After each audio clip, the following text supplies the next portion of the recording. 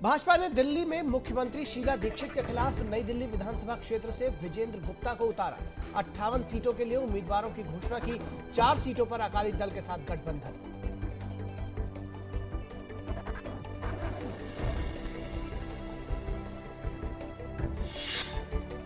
भाजपा ने मध्य प्रदेश में 64 विधानसभा क्षेत्रों के लिए उम्मीदवारों के नाम पर फैसला किया।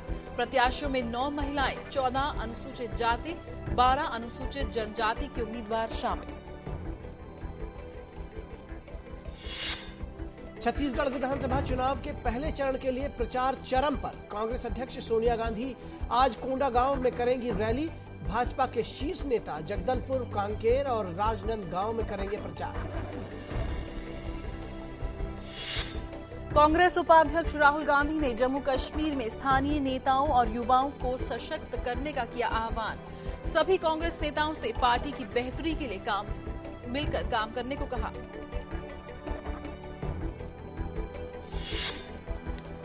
आसाराम और 4 अन्य के खिलाफ बलात्कार और मानव तस्करी के आरोप। राजस्थान पुलिस ने नाबालिग के यौन उत्पीड़न मामले में दायर किया आरोप पत्र। 5 की न्यायिक हिरासत 16 नवंबर तक बढ़ी। नौकरानी की हत्या के सिलसिले में गिरफ्तार बीएसपी सांसद धनंजय सिंह और उनकी पत्नी जागृति 5 दिन की पुलिस रिमांड पर। इस मामले में महिला आयोग ने सख्त कार्रवाई का भरोसा दिया।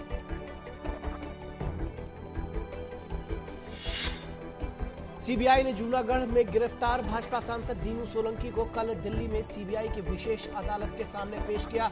अदालत ने सोलंकी को 2 दिन की ट्रांजिट रिमांड पर भेजा है।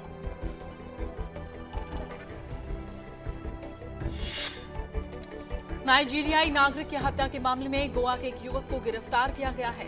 हत्या को लेकर नाइजीरियाई युवक के साथियों ने विरोध करना शुरू कर दिया था।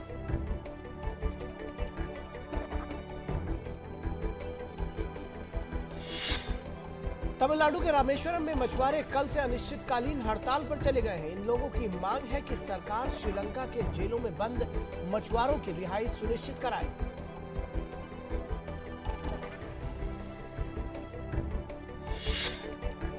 Prince of Wales Prince Charles और उनकी पत्नी डचेस ऑफ कॉर्नवॉल कैमला पाकर भारत के दौरे पर हैं। कल वे ऋषिकेश में थे, जहां प्रिंस चार्ल्स ने कहा कि प्रकृति के साथ संबंध निभाने में भारत के लोगों को गहरी समझ है।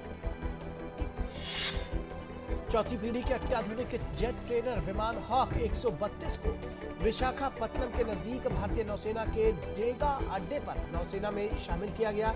ये विमान आकाश से सतह पर दागे जाने वाले रॉकेट और बम ढोने में सक्षम है। टेलीकॉम आयोग ने 1800 मेगाहर्ट्ज के लिए 8 सर्कल के रिजर्व कीमतों में बढ़ोतरी कर दी है। दिल्ली, मुंबई, कोलकाता, आंध्र प्रदेश, गुजरात, कर्नाटक, महाराष्ट्र और तमिलनाडु इस सर्कल में शामिल है।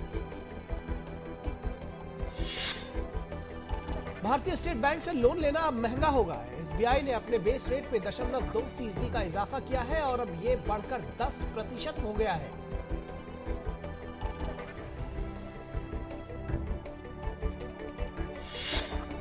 मालदीव्स में राष्ट्रपति चुनाव के लिए सभी तीनों उम्मीदवार मतदाता सूची को मंजूरी देने पर सहमत हो गए हैं। लिहाजा देश में 2 बार के विफल प्रयासों के बाद अब शनिवार को फिर से राष्ट्रपति चुनाव के लिए मतदान होगा।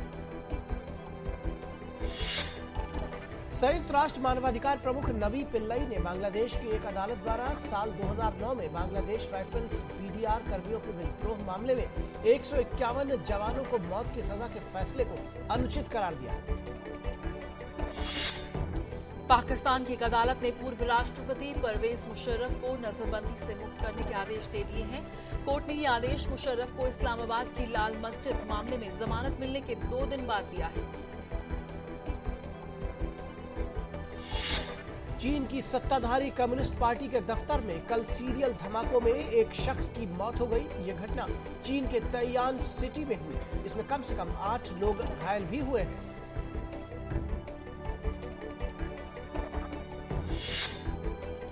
सीरिया के सुबेदिया शहर में कल सेना के मुख्यालय पर हुए कार बम हमले में 8 सुरक्षाकर्मियों की मौत हो गई, जबकि राजधानी दमिश्क के सेंट्रल स्क्वायर में बम विस्फोट में 8 अन्य लोग मारे गए और कई अन्य घायल हो गए। भारत और वेस्टइंडीज के बीच खेली जा रही टेस्ट सीरीज के पहले मैच में वेस्टइंडीज ने पहली पारी में 234 रन बनाए। जवाब में भारत ने पहले दिन का खेल खत्म होने तक बिना किसी नुकसान के 37 रन बना लिए।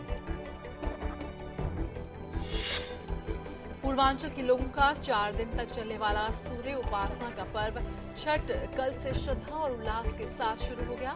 बिहार के अलावा दिल्ली और मुंबई सहित कई शहरों में श्रद्धालु इस पर्व को मना रहे हैं।